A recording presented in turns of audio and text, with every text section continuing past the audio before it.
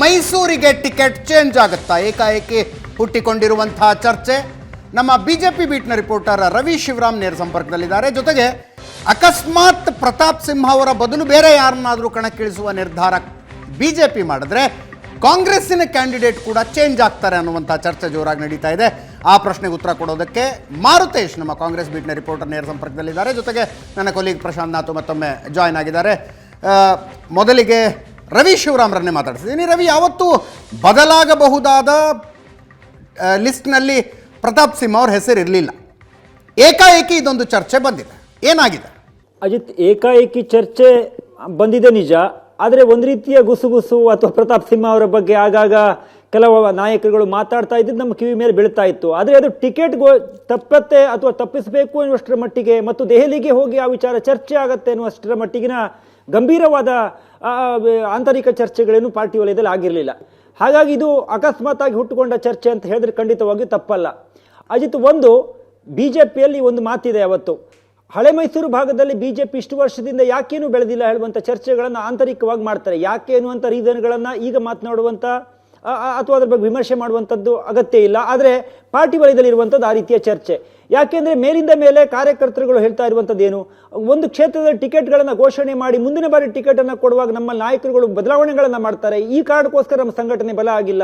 ವಿಧಾನಸಭಾ ಚುನಾವಣೆಯಲ್ಲಿಯೂ ಕೂಡ ಅದೇ ರೀತಿ ಪ್ರಯೋಗಗಳನ್ನು ಈ ಹಿಂದೆ ಕೂಡ ಅನೇಕರು ಮಾಡಿದ್ರು. ಈಗ ಆ ಕಾರಣಕ್ಕೋಸ್ಕರ ನಮ್ಮ ಸಂಘಟನೆ ಬಲ ಆಗೋದಿಲ್ಲ. ಒಮ್ಮೆ ಸೋತರು ಅಂದಾಕ್ಷಣ ಈಗ ಹಳೆ ಮೈಸೂರು ಭಾಗದಲ್ಲಿ ಬಿಜೆಪಿಯ ಸಂಘಟನೆ ಬಲವಾಗಿರಲಿಲ್ಲ. ಕಳೆದ ವಿಧಾನಸಭಾ ಚುನಾವಣೆಯ ಸಂದರ್ಭದಲ್ಲಿಯೇ ಬಿಜೆಪಿ ಹೆಚ್ಚಿನ ಮತವನ್ನು ತೆಗೆದುಕೊಂಡಿದ್ದು. ಈಗ ನೀವು ಮೇಲಿಂದ ಮೇಲೆ ಸಂಘಟನೆಗಳಲ್ಲಿ ಬಲ ಆಗಬೇಕಾದಾಗ ನೀವು ಕಾರ್ಯಕರ್ತರು ಹೇಳಿದಂತೆ ನೀವು ಬದಲಾವಣೆ ಮಾಡ್ತಾ ಹೋದಾಗ ಹೇಗೆ ಸಾಧ್ಯ ಅನ್ನುವಂಥ ಚರ್ಚೆಗಳನ್ನು ನಿರಂತರವಾಗಿ ಪಾರ್ಟಿ ವಲಯದಲ್ಲಿ ಆಗಾಗ ಕಾರ್ಯಕರ್ತರು ಮಾಡ್ತಾರೆ, ಕೆಲವೊಂದಿಷ್ಟು ನಾಯಕರುಗಳು ಮಾಡ್ತಾರೆ. ಅದರ ಭಾಗವಾಗಿ ಬಿಜೆಪಿಯನ್ನು ಗಟ್ಟಿ ಮಾಡಬೇಕನ್ನುವ ಕಾರಣಕ್ಕಾಗಿಯೇ ಈ ಬಾರಿ ಸೋಮಣ್ಣ ಅವರನ್ನು ಚಾಮರಾಜನಗರಕ್ಕೆ ನಿಲ್ಲಿಸಲಾಗಿತ್ತು, ಸಿದ್ದರಾಮಯ್ಯ ವಿರುದ್ಧ ವರುಣದಲ್ಲಿ ನಿಲ್ಲಿಸಲಾಗಿತ್ತು. ಈ ಎಲ್ಲ ಪ್ರಯೋಗಗಳನ್ನು ಬಿಜೆಪಿ ಮಾಡಿದೆ. ಈ ಸಂದರ್ಭದಲ್ಲಿ ಪ್ರತಾಪ್ ಸಿಂಹ ಅವರನ್ನ ಬದಲಾವಣೆ ಮಾಡಬೇಕು ಅನ್ನುವಂಥ ಚರ್ಚೆ ಪಾರ್ಟಿ ವಲಯದಲ್ಲಿ ಆಗಿರುವಂಥದ್ದು, ದೆಹಲಿಯಲ್ಲಿ ಆಗಿರುವಂಥದ್ದು ನಿಜಕ್ಕೂ ಕೂಡ ವಿಶೇಷವಾಗಿ ಕಾಣ್ತಾ ಇದೆ. ಯಾಕೆ ಅಜಿತ್? ಪ್ರತಾಪ್ ಸಿಂಹ ಪತ್ರಕರ್ತನಾಗಿಯೂ ಈ ಮೊದಲೇ ಹೆಸರು, ಪ್ರಶಾಂತ್ ಹೇಳಿದಂತೆ ಹೆಸರನ್ನ ಮಾಡಿದವರು, ಫೇಮಸ್ ಆಗಿದ್ದವರು. ಪ್ರತಾಪ್ ಸಿಂಹ ಈಗ ಲೋಕಸಭಾ ಸದಸ್ಯರಾಗಿ ಮೈಸೂರನ್ನ ಪ್ರತಿನಿಧಿಸಬಹುದು. ಆದರೆ ಪ್ರತಾಪ್ ಸಿಂಹ ಹಿಂದುತ್ವದ ಕಾರಣಕ್ಕೆ, ಅಭಿವೃದ್ಧಿಯ ಕಾರಣಕ್ಕೆ ಇಡೀ ರಾಜ್ಯಾದ್ಯಂತ ಚರ್ಚೆ ಆಗ್ತಾ ಇದ್ರು. ಅವರು ಮಾತನಾಡುವ ರೀತಿ ಇರಬಹುದು ಅಥವಾ ಅವರು ಕೊಡುವಂಥ ಸ್ಟೇಟ್ಮೆಂಟ್ ಇರಬಹುದು, ಸ್ಥಳೀಯ ನಾಯಕರುಗಳ ಜೊತೆ ಅವರ ಒಂದು ರೀತಿಯ ನೇರ ಮಾತುಗೆ ಇರಬಹುದು. ಇದೆಲ್ಲವೂ ಪಾರ್ಟಿಯಲ್ಲಿ ಪರ ವಿರುದ್ಧದ ನಡುವಿನ ಚರ್ಚೆಗಳು. ಕಾರ್ಯಕರ್ತರು ಪ್ರತಾಪ್ ಸಿಂಹ ಹೇಳಿದ್ದು ಕೆಲವೊಂದಿಷ್ಟು ಸರಿ ಅಂತ ಹೇಳಿದ್ರೆ ಕೆಲವು ನಾಯಕರುಗಳಿಗೆ ಅದಾಗ್ತಾ ಇರಲಿಲ್ಲ. ಸಮಟೈಮ್ಸ್ ಅಜಿತ್, ಸಂಸದರಾದವರು ಅಥವಾ ಒಬ್ಬ ರಾಜಕಾರಣಿಯಾದವರು ಪ್ರಶಾಂತ್ ಹೇಳಿದಂತೆ ಅರ್ಧ ಸತ್ಯವನ್ನು ಹೇಳಬೇಕು. ಒಂದು ಉದಾಹರಣೆ ಹೇಳ್ತೇನೆ ಅಜಿತ್. ಶಿವಮೊಗ್ಗದಲ್ಲಿ ಹರ್ಷನ ಕೊಲೆ ಆಯಿತು. ಅವರು ಕೊಲೆ ಆದ ಸಂದರ್ಭದಲ್ಲಿ ಪ್ರತಾಪ್ ಸಿಂಹ ಮಾಧ್ಯಮಕ್ಕೆ ಬಂದು ಒಂದು ಸ್ಟೇಟ್ಮೆಂಟ್ ಅನ್ನ ಮಾಡಿದ್ರು. ಸ್ಟೇಟ್ಮೆಂಟ್ ಏನಾಗಿತ್ತು? ನನಗೆ ಮುಜುಗರ ಆಗ್ತಾ ಇದೆ, ನಮ್ಮ ಸರ್ಕಾರ ಇದ್ದು ಒಬ್ಬ ಹಿಂದೂ ಕಾರ್ಯಕರ್ತರ ಕೊಲೆ ಆಗಿದೆ ಅನ್ನುವಂಥದ್ದನ್ನ. ಅದನ್ನು ಇಡೀ ಬಿಜೆಪಿ ಕಾರ್ಯಕರ್ತರು ಸಂಭ್ರಮಿಸಿದ್ರು. ಅಂದ್ರೆ ಪ್ರತಾಪ್ ಸಿಂಹ ಕೊಟ್ಟಂತ ಹೇಳಿಕೆಯನ್ನ.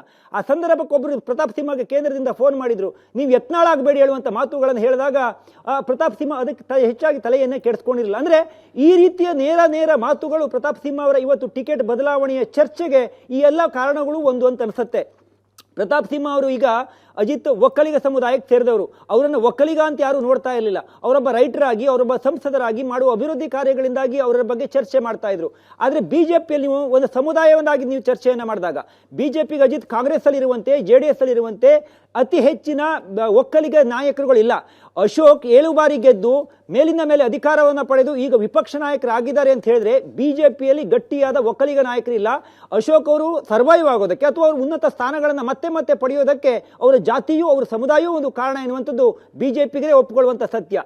ಇಂಥ ಸಂದರ್ಭದಲ್ಲಿ ಹಳೆ ಮೈಸೂರು ಭಾಗಕ್ಕೆ ಸೇರಿದಂಥ ಒಬ್ಬ ಯುವಕ ಪ್ರತಾಪ್ ಸಿಂಹ ಅವರನ್ನ, ಅದು ಒಕ್ಕಲಿಗ ಸಮುದಾಯಕ್ಕೆ ಸೇರಿದವರು ನೀವು ಬದಲಾವಣೆ ಮಾಡಕ್ಕೆ ಹೋದಾಗ ಅದು ಆಗುವಂಥ ವ್ಯತ್ಯಾಸಗಳೇನು? ಅದು ಯಾವ ಕ್ಷೇತ್ರದ ಮೇಲೆ ಬರಬಹುದು?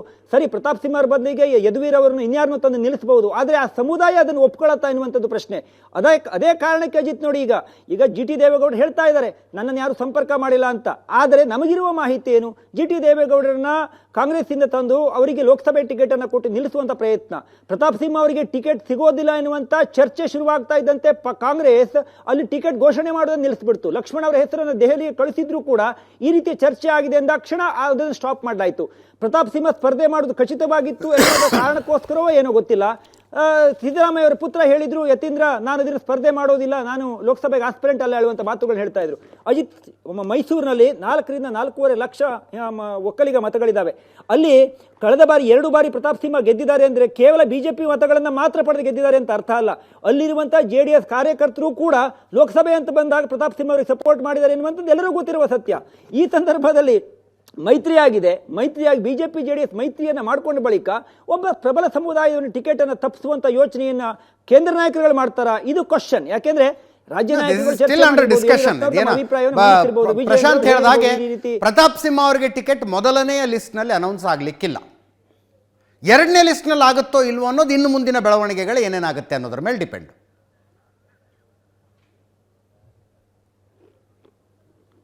ಹೌದು ಅಜಿತ್, ಈಗಿರುವ ಮಾಹಿತಿಯ ಪ್ರಕಾರ ಆ ರೀತಿಯ ಮೊದಲ ಪಟ್ಟಿಯಲ್ಲಿ ಅವರಿಗೆ ಹೆಸರು ಬರುವಂತ ಸಾಧ್ಯತೆಗಳಿಲ್ಲ. ಯಾಕೆಂದ್ರೆ ತೀರ್ಮಾನವನ್ನು ಕೇಂದ್ರದವರೇ ಮಾಡೋದಾಗಿದ್ರು ಕೂಡ ಅಭಿಪ್ರಾಯವನ್ನು ಮಂಡಿಸಿದವರು ಯಾರು ಅನ್ನುವಂಥದ್ದು ಕೂಡ ಅಷ್ಟೇ ಪ್ರಾಮುಖ್ಯತೆಯನ್ನು ಪಡ್ಕೊಳ್ತವೆ. ಮೊನ್ನೆ ಕೋರ್ ಕಮಿಟಿಯ ಸಭೆಯಲ್ಲಿ ಚರ್ಚೆ ಆದಾಗಲೂ ಕೂಡ ಅಪ್ಪಚ್ಚುರಂಜನ್ ಹೆಸರನ್ನು ಕೂಡ ಕಳಿಸಲಾಗಿತ್ತು. ಮೇಲಾಗಿ ನೀವು ಫ್ರೀ CEC ಸಭೆಯಲ್ಲಿ ಯಡಿಯೂರಪ್ಪನವರು ಮತ್ತು ವಿಜೇಂದ್ರ ಅವರೇ ಈ ರೀತಿಯ ಒಂದು ಅಭಿಪ್ರಾಯವನ್ನು ಅಮಿತ್ ಶಾ ಅವರ ಮುಂದೆ, ನಡ್ಡಾ ಅವರ ಮುಂದೆ ಹೇಳಿದಾಗ ಅದು ನಿಶ್ಚಿತವಾಗಿಯೂ ಕೂಡ ಅದರ ಬಗ್ಗೆ ಒಂದು ಕ್ವಶನ್ ಮಾರ್ಕ್ ಅನ್ನು ಇಟ್ಟೇ ಚರ್ಚೆಯನ್ನ ಮಾಡ್ತಾರೆ. ಅವರು ಕೊಟ್ಟರೆ ಹೇಗೆ, ಕೊಡದೇ ಇದ್ರೆ ಹೇಗೆ ಅನ್ನುವಂಥದ್ದು. ಅಜಿತ್, ಹೌದು, ಪ್ರತಾಪ್ ಸಿಂಹ ಅವರ ಬಗ್ಗೆ ಚೇಂಜ್ ಮಾಡೋದಕ್ಕೆ ಕೊಟ್ಟಿರುವ ಕಾರಣಗಳನ್ನು ಕೂಡ ತಾವು ನೋಡಿದ್ರಿ. ಏನಿದೆ ಅದರಲ್ಲಿ? ಸ್ಥಳೀಯ ನಾಯಕರುಗಳನ್ನ ಬೆಳೆಸಿಲ್ಲ ಅಥವಾ ಸ್ಥಳೀಯ ನಾಯಕರುಗಳ ಜೊತೆ ಸಂಪರ್ಕ ಚೆನ್ನಾಗಿ ಇಟ್ಟುಕೊಂಡಿಲ್ಲ. ಈ ರೀತಿಯ ಚರ್ಚೆಗಳನ್ನ ಅನೇಕರು ಮಾಡಿದ್ದಾರೆ. ಸ್ಥಳೀಯ ನಾಯಕರುಗಳನ್ನ ಬೆಳೆಸಿಲ್ಲ ಅಥವಾ ಸ್ಥಳೀಯ ನಾಯಕರುಗಳ ಜೊತೆ ಹೊಂದಾಣಿಕೆ ಇಲ್ಲ ಅಂದ್ರೆ ಅರ್ಥ ಏನು? ಅಜಿತ್, ಮೈಸೂರಲ್ಲಿ ಪ್ರತಾಪ್ ಸಿಂಹ 2 ಬಾರಿ ಗೆದ್ದಿದ್ದಾರೆ. ಆದರೆ MLAಗಳ ಚುನಾವಣೆ ಅಂತ ಬಂದಾಗ ನೀವು ಅವರು ಗೆಲುವನ್ನೇ ಕಂಡಿಲ್ಲ. MLAಗಳು ಪ್ರತಿ ಬಾರಿಯೂ ಗೆಲುವನ್ನ ಕಂಡಿಲ್ಲ. ಇದು ಕೂಡ ವಿಧಾನಸಭಾ ಚುನಾವಣೆ ಮುಕ್ತಾಯವಾದ ಬಳಿಕ ಚರ್ಚೆ ಆಗಿತ್ತು. ಪ್ರತಾಪ್ ಸಿಂಹ ತಾವೊಬ್ಬರೇ ಗೆದ್ಬಿಟ್ರಾಗತ್ತಾ, ಪಾರ್ಟಿಯನ್ನು ಗೆಲ್ಲಿಸಬೇಕು, ಶಾಸಕರುಗಳನ್ನು ಗೆಲ್ಲಿಸಬೇಕು. ಆದರೆ ಪ್ರತಾಪ್ ಅಲ್ಲಿಯ ಸ್ಥಳೀಯ ಶಾಸಕರುಗಳ ಜೊತೆ, ತನ್ನ ನಾಯಕರುಗಳ ಜೊತೆ ಸಂಬಂಧವನ್ನು ಇಟ್ಕೊಂಡಿಲ್ಲ ಎನ್ನುವಂಥ ಚರ್ಚೆಗಳನ್ನ ನಿಶ್ಚಿತವಾಗಿ ಪಾರ್ಟಿ ವಲಯದಲ್ಲಿ ಮಾಡಿದ್ದಾರೆ. ಆದರೆ ಇದೇ ಒಂದು ಕಾರಣಕ್ಕ ಅಜಿತ್, ಒಂದೇನು, ಕಾರ್ಯಕರ್ತರ ವಿರೋಧ ಬಂದು ಒಬ್ಬ ಕ್ಯಾಂಡಿಡೇಟ್ ಅನ್ನ ಬದಲಾವಣೆ ಮಾಡೋದು ಬೇರೆ, ಒಬ್ಬ ನಾಯಕರುಗಳ ವಿರೋಧ ಬಂದು ಚೇಂಜ್ ಮಾಡ್ತಾರೆ ಎನ್ನುವಂಥದ್ದು ಪ್ರಶ್ನೆ. ಅನೇಕರಿಗೆ ಕ್ಷೇತ್ರದಲ್ಲಿ ಕಾರ್ಯಕರ್ತರ ವಿರೋಧ ಇರ್ತಾರೆ, ಅವರನ್ನು ಚೇಂಜ್ ಮಾಡಿ ಅವ್ರಿಗೆ ಬೇರೆ ನಮಗೆ ಅವರು ಕೈಗೆ ಸಿಗೋದಿಲ್ಲ, ಇತ್ಯಾದಿ. ಆದರೆ ಪ್ರತಾಪ್ ಸಿಂಹರಿಗೆ ಈಗಿರುವಂಥ ಆರೋಪ ಏನು? ನಾಯಕರುಗಳು ವಿರೋಧವನ್ನ ಮಾಡ್ತಾ ಇದ್ದಾರೆ ಅವರಿಗೆ.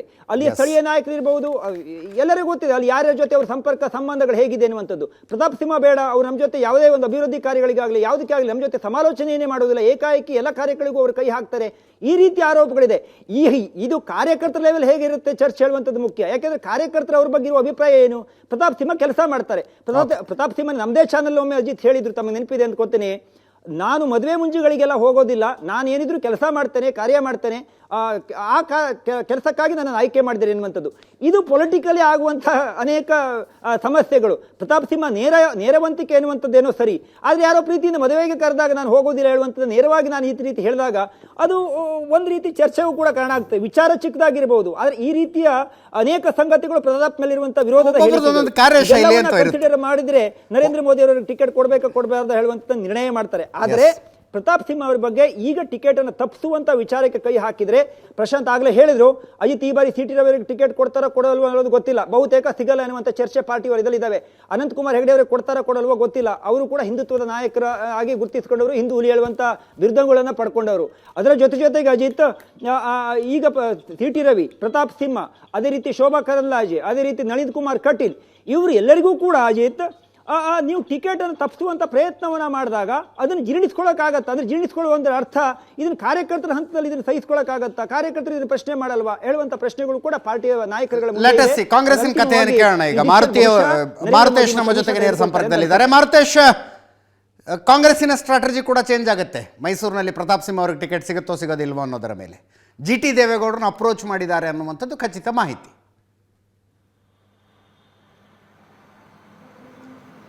ಹೌದು, GT ದೇವೇಗೌಡರು ಅಪ್ರೋಚ್ ಮಾಡಿರ್ತಕ್ಕಂಥದ್ದು ಕಾಂಗ್ರೆಸ್ ಇದು ಮೊದಲಲ್ಲ. ವಿಧಾನಸಭಾ ಚುನಾವಣೆಯ ಪೂರ್ವದಲ್ಲೂ ಕೂಡ ಅಪ್ರೋಚ್ ಮಾಡಿದ್ರು, ಆ ಪ್ರಯತ್ನದಲ್ಲಿ ಸೋತಿದ್ರು. ಮಾಜಿ ಪ್ರಧಾನಿ ದೇವೇಗೌಡರೇ ಅವರ ಮನೆಗೆ ಹೋಗಿ GT ಉಳಿಸ್ಕೊಳ್ಳೋದ್ರಲ್ಲಿ ಸಕ್ಸಸ್ ಆಗಿದ್ರು. ಚುನಾವಣಾ ನಂತರ ಕೂಡ DK ಶಿವಕುಮಾರ್ ಆ ಪ್ರಯತ್ನವನ್ನ ಮುಂದುವರಿಸಿದ್ರು. ಇನ್ನೇನು ಎಲ್ಲ ಅಂದುಕೊಂಡಂತೆ ಆಗಿದ್ದಿದ್ರೆ ವಿಧಾನಸಭೆ ಒಳಗೆ ಒಂದು ಪ್ರತ್ಯೇಕ ಟೀಮ್ ಜೊತೆಗೆ GTD ಸಪರೇಟ್ ಕೂರುವಂತಹ ಒಂದು ಪ್ಲಾನ್ ಕೂಡ, ಸ್ಟ್ರಾಟಜಿ ಕೂಡ ನಡೆದಿತ್ತು. ಕೊನೆ ಹಂತದಲ್ಲಿ ಅದು ಕೂಡ ಸಾಧ್ಯ ಆಗಿರಲಿಲ್ಲ.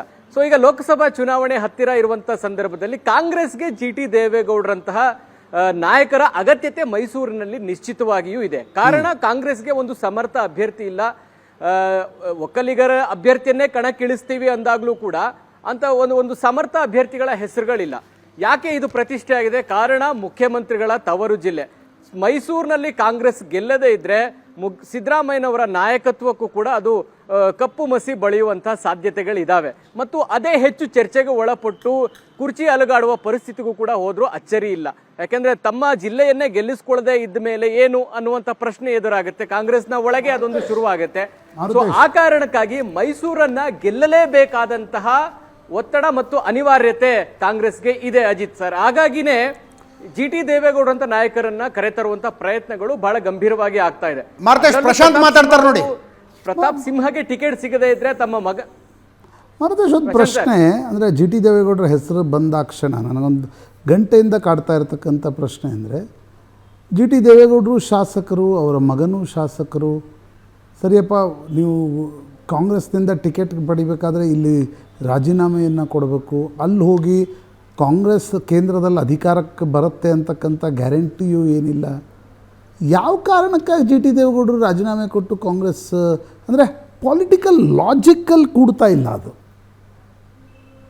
ನನ್ನ ಅನಿಸಿಕೆ ಪ್ರಕಾರ.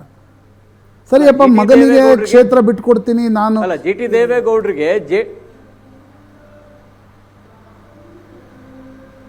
ಪ್ರಶಾಂತ್ ಸರ್ ಹೇಳಿ ಮಾರುತೇಶ್ ಹೇಳಿ.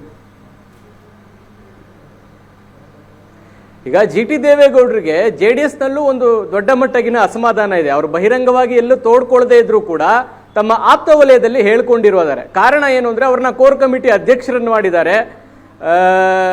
ಅಮಿತ್ ಶಾ ಭೇಟಿಗೆ ಹೋದಂಥ ಸಂದರ್ಭದಲ್ಲಿರ್ಬೋದು, ಮೋದಿ ಭೇಟಿಗೆ ಹೋದಂಥ ಸಂದರ್ಭದಲ್ಲಿರ್ಬೋದು, ಜಿ ಟಿ ದೇವೇಗೌಡರನ್ನ ಕರೆದುಕೊಂಡು ಹೋಗಿ ಒಮ್ಮೆಯೂ ಕೂಡ ಭೇಟಿ ಮಾಡಿಲ್ಲ ಅನ್ನುವಂಥ ಬೇಸರಗಳಿದೆ. ಕೋರ್ ಕಮಿಟಿ ಅಧ್ಯಕ್ಷ ಹೆಸರಿಗಷ್ಟೇ ಆಗಿದೆ. ಎಲ್ಲ ತೀರ್ಮಾನಗಳು ಕುಮಾರಸ್ವಾಮಿ ಅವರು ತೆಗೆದುಕೊಳ್ತಾರೆ, ದೇವೇಗೌಡರೇ ತೆಗೆದುಕೊಳ್ತಾರೆ. ಕೋರ್ ಕಮಿಟಿ ಅಧ್ಯಕ್ಷರ ಹುದ್ದೆಗೆ ಇರುವಂಥ ಕಿಮ್ಮತ್ತೇನು ಅನ್ನುವಂಥ ಬೇಸರ ಜಿ ಟಿ ದೇವೇಗೌಡರಲ್ಲಿ ಇದೆ. ಸೊ ಈ ಬೇಸರವನ್ನೇ ಕಾಂಗ್ರೆಸ್ ಬಂಡವಾಳ ಮಾಡಿಕೊಂಡು ಚುನಾವಣೆ ಆದ್ಮೇಲೆ ಜಿ ಟಿ ದೇವೇಗೌಡರ ಜೊತೆಗೆ ಒಂದು ತಂಡವನ್ನ ಕರೆದುಕೊಂಡು ಬರುವಂತಹ ಪ್ರಯತ್ನವನ್ನ ಮಾಡಿದ್ರು. ಅಂದ್ರೆ ಪಾರ್ಟಿಯನ್ನ ಸ್ಪ್ಲಿಟ್ ಮಾಡಿದ್ರೆ, ಅಂದ್ರೆ ಯಾವುದೇ ಅನರ್ಹತೆ ಇಲ್ಲದೆ ರೀತಿ ಸ್ಪ್ಲಿಟ್ ಮಾಡುವಂತ ಕೆಲಸಕ್ಕೂ ಕೂಡ ಕಾಂಗ್ರೆಸ್ ಮುಂದಾಗಿತ್ತು, ಆ ಪ್ರಯತ್ನದಲ್ಲಿತ್ತು. ಜಿ ಟಿ ದೇವೇಗೌಡರಿಗೆ ಒಂದು ದೊಡ್ಡ ಮಟ್ಟದ ಅಸಮಾಧಾನ ಅಂತೂ JDS ನ ಒಳಗಡೆ ಇದೆ. ಆ ಅಸಮಾಧಾನವನ್ನ ಎನ್ಕ್ಯಾಶ್ ಮಾಡಿಕೊಳ್ಳುವಂತ ಪ್ರಯತ್ನದಲ್ಲಿ ಕಾಂಗ್ರೆಸ್ ಮುಂದುವರಿತಾ ಇರುವಂತದ್ದು. ಆ ಪ್ರಯತ್ನದಲ್ಲಿ ಎಷ್ಟರ ಮಟ್ಟಿಗೆ ಸಕ್ಸಸ್ ಆಗ್ತಾರೆ ಅಂತ ಗೊತ್ತಿಲ್ಲ. ಆದ್ರೆ ಈ ಬಾರಿ ಬಹಳ ಸೀರಿಯಸ್ ಆದಂತ ಅಟೆಂಪ್ಟ್ ನಡೆದಿದೆ. ಈ ಅಟೆಂಪ್ಟ್ ಎಲ್ಲಿ ತನಕ ಹೋಗಿ ತಲುಪ್ತದೆ ಅನ್ನುವಂಥದ್ದು ಬಹಳ ಕ್ರೂಷಿಯಲ್ ಆಗಿದೆ. ಯಾಕಂದ್ರೆ ಆ ರೀತಿಯಾದಂತಹ ಮಾತುಕತೆಗಳು ನಡೀತಾ ಇದ್ದಾವೆ. ಜಿ ಟಿ ದೇವೇಗೌಡರನ್ನ 100% ಕಾಂಗ್ರೆಸ್ ಕರ್ಕೊಂಡು ಬಂದೇ ಬರುತ್ತೆ ಅನ್ನುವಂಥ ವಿಶ್ವಾಸದಲ್ಲಿ ಇದೆ. ಸೊ ಎದುರಾಳಿಗಳು ಯಾರಾಗ್ತಾರೆ ಅನ್ನೋದ್ರ ಮೇಲೆ ಈ ಎಲ್ಲ ಬೆಳವಣಿಗೆಗಳು ನಿಂತಿದ್ದಾವೆ. ಜಿ ಟಿ ದೇವೇಗೌಡರಿಗೆ ಮಗನ ಭವಿಷ್ಯದ ದೃಷ್ಟಿ ಕೂಡ ಅಷ್ಟೇ ಇಂಪಾರ್ಟೆಂಟ್ ಆಗುತ್ತೆ. ಜೊತೆಗೆ DCM DK ಶಿವಕುಮಾರ್ ಅವರು ಜಿ ಟಿ ದೇವೇಗೌಡರ ಜೊತೆಗೆ ಮಾತುಕತೆಗಳಾಗುವಂಥ ಸಂದರ್ಭದಲ್ಲಿ ಒಂದಷ್ಟು ಬದಲಾವಣೆ ನಿಶ್ಚಿತವಾಗಿ ಮುಂಬರುವಂಥ ದಿನಗಳಲ್ಲಿ ಆಗತ್ತೆ. ಆ ಸಂದರ್ಭದಲ್ಲಿ ನಿಮ್ಗೆ ಅವಕಾಶವನ್ನು ಮಾಡಿಕೊಡ್ತೀವಿ, ನಿಮಗೆ ಸಚಿವರನ್ನಾಗಿ ಮಾಡ್ತೀವಿ, ಮಗನಿಗೂ ಕೂಡ ಕ್ಷೇತ್ರಕ್ಕೆ ಯಾವುದೇ ಸಮಸ್ಯೆ ಆಗದ ರೀತಿ ನೋಡ್ಕೊಳ್ತೀವಿ ಅನ್ನುವಂತಹ ಒಂದಷ್ಟು ಆಸೆಗಳನ್ನು ಕೂಡ ತೋರಿಸಿದ್ದಾರೆ. ಸೊ ಜಿ ಟಿ ದೇವೇಗೌಡರು ಎಲ್ಲವನ್ನೂ ಆಲಿಸಿದ್ದಾರೆ. ಒಂದು ನಿರ್ಧಾರಕ್ಕೆ ಬರುವಂತ ಸಾಧ್ಯತೆಗಳು ಕೂಡ ದಟ್ಟವಾಗಿ ಕಾಣ್ತಾ ಇದೆ ಈ ಸಂದರ್ಭದಲ್ಲಿ. ಪ್ರಶಾಂತ್ ಸರ್, ಏನಪ್ಪ ನಮ್ಮ ಜೊತೆ ಮಾತಾಡುವಾಗ ನನ್ನನ್ನು ಯಾರೂ ಅಪ್ರೋಚ್ ಮಾಡಿಲ್ಲ, ನನ್ನ ಸಹೋದರಿಯೊಬ್ಬರು ಮೃತಪಟ್ಟಿದ್ರು, 11ನೇ ದಿವಸದ ಕಾರ್ಯದಲ್ಲಿದ್ದೆ, ಅಪ್ರೋಚ್ ಮಾಡಿದಾಗ ನೋಡೋಣ ಅಥವಾ ನಾನು ಒಪ್ಪೋದಿಲ್ಲ, ಮಹಾರಾಜರು ವಿರುದ್ಧ ಯಾರು ಎಲೆಕ್ಷನ್ ನಿಂತ್ಕೋತಾರೇನ್ರಿ ಇತ್ಯಾದಿ ಏನೇನೋ ಹೇಳಿದ್ರು. ನೋಡೋಣ, ಲೇಟೆಸ್ಟ್ ರಾಜಕೀಯದಲ್ಲಿ ಯಾವುದನ್ನು ತಳ್ಳಿ ಹಾಕೋದಕ್ಕೂ ಆಗೋದಿಲ್ಲ, ಯಾವುದನ್ನು ಫೇಸ್ ವ್ಯಾಲ್ಯೂ ಮೇಲೆ ಒಪ್ಕೊಳ್ಳೋದಕ್ಕೂ ಆಗೋದಿಲ್ಲ. ಪ್ರಶಾಂತ್, ಲಾಜಿಕಲಿನೂ ಹಾಗೆ ನಾನು ಯೋಚನೆ ಮಾಡಿದಾಗ ಅವರು ಹೋಗೋದಿದ್ರೆ ರಾಜ್ಯಸಭಾ ಚುನಾವಣೆ ವಾಸ್ ಆ್ಯಪ್ಟ್ ಟೈಮ್, ಹೋಗೋದೇ ಹೇಗಿದ್ರೆ. ಎರಡನೇದು ನನಗನ್ಸುತ್ತೆ ನೋಡಿ, ಯಾವುದೇ ಒಬ್ಬ ವ್ಯಕ್ತಿ ನಾನು ದಿಲ್ಲಿ ರಾಜಕಾರಣಕ್ಕೆ ಹೋಗ್ತೀನಿ ಅಂತಂದಾಗ ನಾಳೆ ಸೋತ್ರೆ ಚಾಮುಂಡೇಶ್ವರಿಗೆ ರಾಜೀನಾಮೆ ಕೊಟ್ಟು ಅವರು ಕಾಂಗ್ರೆಸ್ ಪಕ್ಷಕ್ಕೆ ಹೋಗಿ ಸ್ಪರ್ಧಿಸಬೇಕಾಗತ್ತೆ. ನಾವೇನು ಚರ್ಚೆ ಮಾಡ್ತೀವೋ ನಾಳೆ ಜಿ ಟಿ ದೇವೇಗೌಡರು DK ಶಿವಕುಮಾರ್ ಕುಳಿತಾಗಲೂ ಇವೇ ಚರ್ಚೆ ನಡೀತವೆ. ಚಾಮುಂಡೇಶ್ವರಿಗೆ ರಾಜೀನಾಮೆ ಕೊಟ್ಟು ಲೋಕಸಭೆಗೆ ಸ್ಪರ್ಧಿಸಬೇಕು. ಎದುರುಗಡೆ ಯದುವೀರರೇ ನಿಂತರು ಅಂದ್ಕೊಳ್ಳೋಣ, ಬೇಡ ಪ್ರತಾಪ್ ಸಿಂಹ ಬಂದರು ಅಂತ ಅಂದ್ಕೊಳ್ಳೋಣ. ನೀವು ಮೈಸೂರಿನಲ್ಲಿ 2 ಬಾರಿ ಈಗ BJP ಗೆಲ್ತಾ ಇದೆ, ಮೋದಿಯ ಒಂದು ಚರಿಷ್ಮಾ ಇದೆ. ಆ ಸಂದರ್ಭದಲ್ಲಿ ಸೋತ್ರೆ again you have to go back to Chamundeshwari and stand for elections. Yes. ಆ ರಿಸ್ಕನ್ನು ಈ ವಯಸ್ಸಲ್ಲಿ ತೆಗೆದುಕೊಳ್ತಾರ ದಟ್ ಮಗನಿಗೆ ಸೀಟ್ ಬಿಟ್ಕೊಳ್ಬಹುದು. ಜಿ ಟಿ ದೇವೇಗೌಡರು ಒಪ್ಕೊಳ್ತಾರೋ ಇಲ್ವೋ ದಟ್ ಇಸ್ ಸೆಕೆಂಡ್ರಿ. ಕರಿಯೋದ್ ಜವಾಬ್ದಾರಿ ಕಾಂಗ್ರೆಸ್ನವ್ರು ಕರೆದಿದ್ದಾರೆ ಕಾಂಗ್ರೆಸ್ ಅಲ್ವಾ, ದಟ್ಸ್ ಇಟ್.